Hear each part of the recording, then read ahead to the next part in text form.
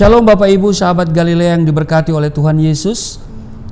Selamat kita berada di hari ini. Apa kabar hari ini? Bapak Ibu, apa yang kau pikirkan? Mari kita datang kepada Tuhan sebelum kita berkegiatan. Kita mau baca, dengar dan renungkan firman Tuhan. Mari kita berdoa. Kami datang di hadapan-Mu ya Allah di dalam nama Yesus Kristus. Kami mengucap syukur buat kasih-Mu yang kami alami hari ini.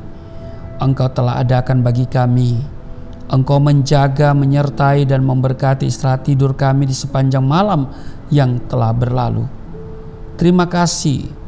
Dan saat ini sebelum kami memasuki dunia kerja kami hendak baca, dengar dan renungkan firman-Mu. Urapi kami, buka hati pikiran kami. Kami tolak setiap roh, setiap kuasa yang tidak memuliakan Tuhan.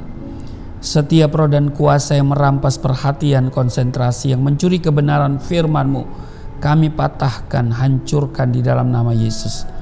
Kemuliaan-Mu memenuhi hati dan pikiran kami, dan juga memenuhi setiap kata kalimat yang keluar dari mulut hamba-Mu. Urapi hamba-Mu di dalam nama Tuhan Yesus. Haleluya. Amin. Kita akan membaca di 1 Petrus pasalnya yang kedua ayat 1 sampai dengan ayatnya yang ke-10. Yesus Kristus batu penjuru, karena itu buanglah segala kejahatan, segala tipu muslihat dan segala macam kemunafikan, kedengkian dan fitnah.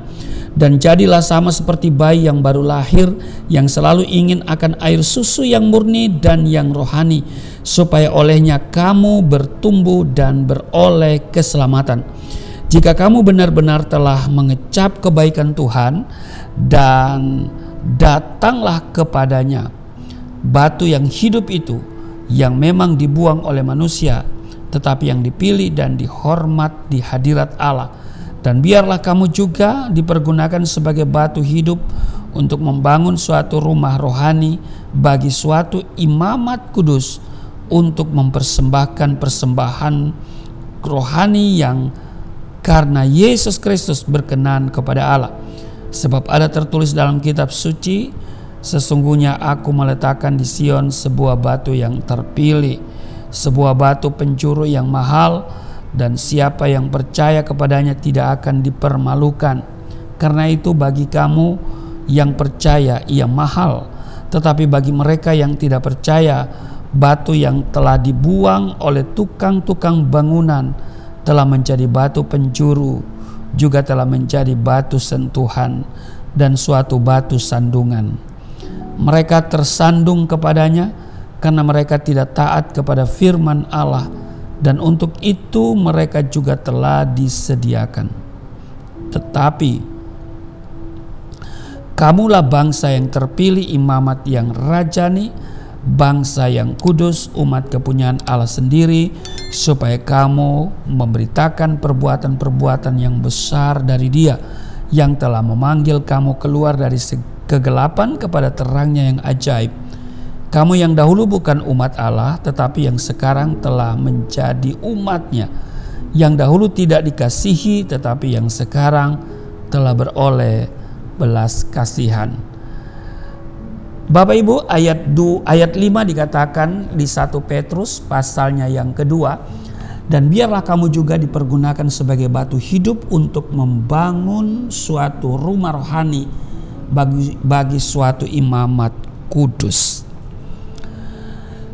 Saya kira tidak bisa dibayangkan bila di rumah kita tidak ada tempat untuk membuang sampah atau kotoran rumah tangga. Sampah berserakan di mana-mana tentunya ya. Belum lagi sisa makanan yang tidak segera dibuang pasti akan menimbulkan bau yang tidak sedap. Hal ini menimbulkan ketidaknyamanan di dalam rumah. Jangan sekali-kali memandang remeh orang yang bekerja mengambil sampah di rumah kita. Kalau tidak ada mereka, apakah kita sendiri mau membuangnya? Bapak Ibu sahabat Galilea yang diberkati oleh Tuhan Yesus, ketika kita menginginkan sesuatu yang baik, maka hal-hal yang tidak baik atau sampah yang masih ada di area hidup kita harus dibuang. Betul? Sayangnya kita selalu punya 1001 alasan untuk tetap menyimpan dan menyembunyikan sampah-sampah atau hal-hal yang kotor.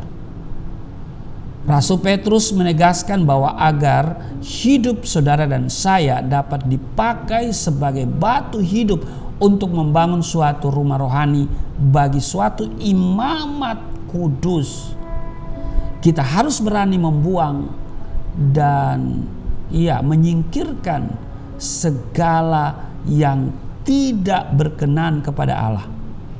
Iya kan?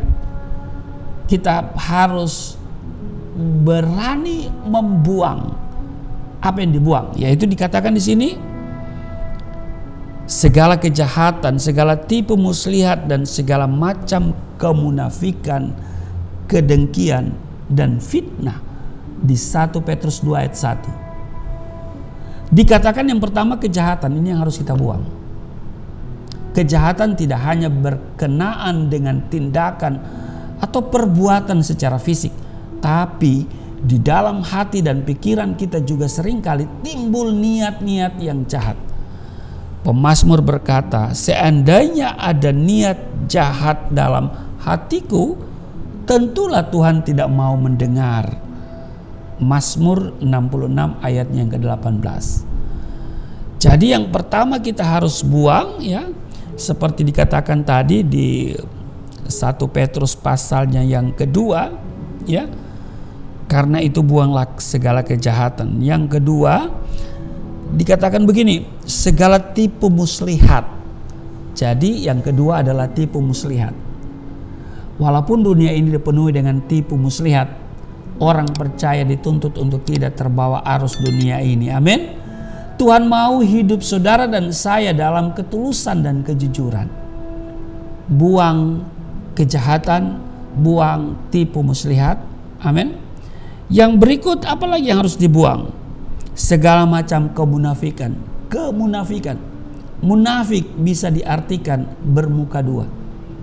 Jadi mukanya dua. Perkataannya berbeda dengan isi hatinya. Itu orang munafik.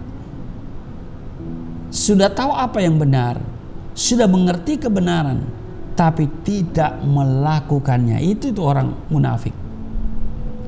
Jadi buang semua kejahatan, tipu muslihat, kemunafikan. Dan apalagi kedengkian. Jangan sampai kita menyimpan dengki di dalam hati. Selama masih ada dengki, jangan berharap Tuhan menjawab doa-doa kita. Jadi buang semuanya itu. Ini adalah sampah-sampah hidup kita, ya kan? Yang kelima, yang terakhir dikatakan fitnah. Ya kan? Buang segala kejahatan, segala tipu muslihat, segala macam kemunafikan dan kedengkian dan fitnah. Yang kelima fitnah. Ingat Bapak Ibu, hidup dan mati dikuasai oleh lidah. Karena itu lidah kita harus memperkatakan apa yang benar dan positif. Jangan memperkatakan yang buruk tentang kelemahan dan kekurangan orang lain. Tuhan tidak akan bisa menggenapi rencananya dan memakai hidupmu untuk menjadi alat kemuliaannya selama masih ada sampah-sampah. Apa itu sampah-sampah? Yaitu di sini dikatakan kejahatan, tipu muslihat, kemunafikan, kedengkian dan fitnah. Buang semuanya itu. Tuhan menghendaki hidup saudara dan saya itu bersih dari segala yang jahat. Amin. Karena Dia sudah menebus hidupmu dan hidupku dan mengangkat kita dari lumpur dosa. Amin. Buanglah sampah itu pada tempatnya, jangan bawa dalam hidupmu. Apa itu sampah-sampah? Kita sudah pelajari di sini, yaitu kejahatan, tipu muslihat, kemunafikan, kedengkian dan fitnah. Tuhan Yesus memberkati. Mari kita berdoa. Terima kasih Tuhan, kami belajar hari ini untuk membuang segala kejahatan, segala tipu muslihat, segala macam kemunafikan, kedengkian dan fitnah. Karena itulah sampah maka kami akan membuang sampah pada tempatnya. Kami tidak mau sampah-sampah itu berserakan dalam hidup kami, karena kami mau siap untuk menjadi kawan sekerja Allah, melakukan dan menyelesaikan amanat agung. Berkati seluruh sahabat Galilea dimanapun mereka berada saat ini dalam tugas kerja hari ini. Penyertaan Tuhan sempurna, yang sakit disembuhkan, yang bersuka cita karena ketambahan usia atau dapat rumah baru atau dapat pekerjaan baru atau mendapatkan momongan atau mendapatkan jodoh yang baru menikah, apapun bentuk sukacita yang mereka alami, sempurnakan dengan damai sejahtera. Terima kasih Tuhan, berkati seluruh sahabat Galilea yang saat ini mungkin mereka lagi sakit, disembuhkan. Mereka yang lagi berada dalam letih lesu berbeban berat, Tuhan berikan kelegaan. Di dalam nama Yesus hari ini, apa yang mereka kerjakan, Tuhan berkati. Tuhan buat berhasil. Di dalam nama Tuhan Yesus, haleluya, amin.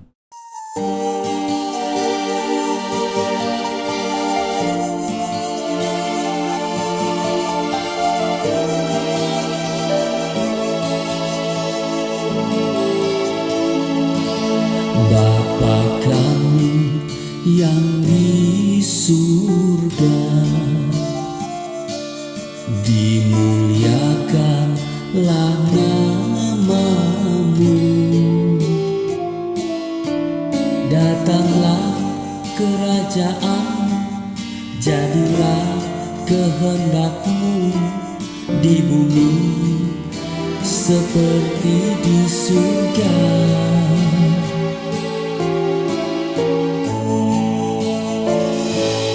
Berikanlah kepada